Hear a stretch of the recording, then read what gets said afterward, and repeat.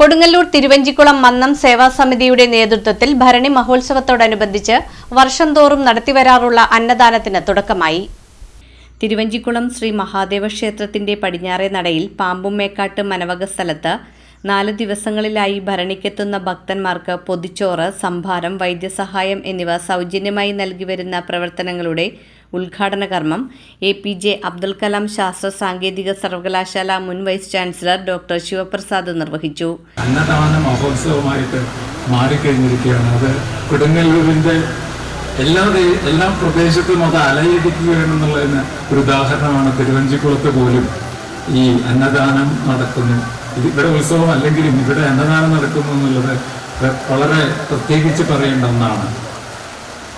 ഞാൻ മാധവൻ ചേട്ടൻ പറഞ്ഞപ്പോഴാണ് അറിഞ്ഞത് ഈ കൊടുങ്ങല്ലൂർ കാവിൽ ഭഗവതി ആ അമ്പലം ഉള്ളത് തിരുവഞ്ചിക്കുളം ഗ്രൂപ്പിന്റെ കീഴിലാണ്. അതുകൊണ്ട് ആ അമ്പലത്തിന്റെ അധിപൻ ഇവിടുത്തെ തിരുവഞ്ചിക്കുളത്ത് അപ്പനാണ്. അത് ശ്രദ്ധിക്കേണ്ടതാണ്. അതുകൊണ്ട് ഇവിടെ നടത്തുന്നതിലും തീർച്ചയായിട്ടും ആ ഒരു ബന്ധം വ്യക്തമായിട്ട് ഇവിടെ കൊണ്ടുവരികയാണ് ചെയ്തിട്ടുള്ളത്. അത് വളരെയധികം സ്വാഗതാർഹമാണ്. അത് വളരെയധികം അഭിനന്ദനാർഹമാണ്.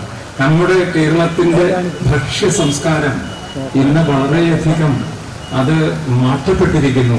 നമുക്ക് നമ്മുടേതായിട്ടുള്ള ഒരു ഭക്ഷണം കിട്ടണമെങ്കിൽ ഈ നാഷണൽ ഹൈവേ മുഴുവൻ സഞ്ചരിച്ചാലും എവിടെ തിരിഞ്ഞു നോക്കിയാലും നമ്മുടേതായിട്ടുള്ള ഒരു ഭക്ഷണം അത് അന്യമായിക്കൊണ്ടിരിക്കുന്ന ഒരു സമയമാണ്.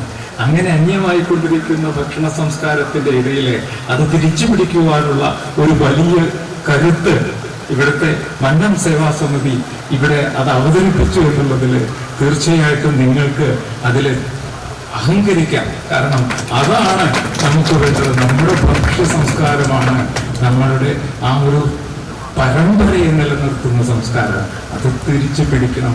അതിൻ്റെ ഭാഗമായിട്ട് നടത്തപ്പെടുന്ന ഇത് ഭരണി മഹോത്സവത്തിന്റെ ഭാഗമായിട്ടും നമ്മുടെ സംസ്കാരം തിരിച്ചു പിടിക്കുവാനുള്ള ഒരു പ്രയത്നത്തിന്റെ ഭാഗമായിട്ട് നടത്തുന്ന ഈ ഒരു സംരംഭം അത് ഔദ്യോഗികമായിട്ട് ഉദ്ഘാടനം ചെയ്തതായിട്ട് ഞാൻ അറിയിക്കുന്നു.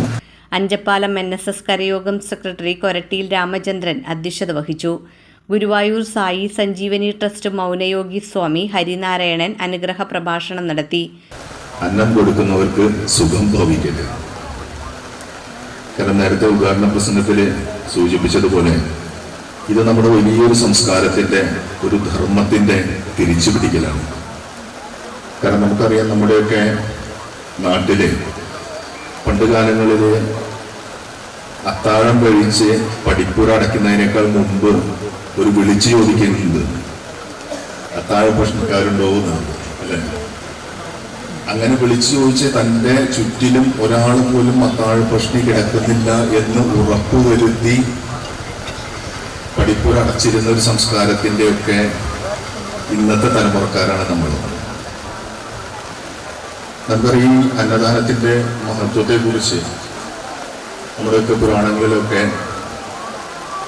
വിവിധ കഥകൾ നമുക്ക് വായിച്ചറിയാൻ വേണ്ടി സാധിക്കും. അന്നദാനം തന്നെയാണ് പരമമായിട്ടുള്ള ദാനമായിട്ട് വേദവ്യാസൻ ബ്രഹ്മപുരാണത്തിൽ പറയുന്നു.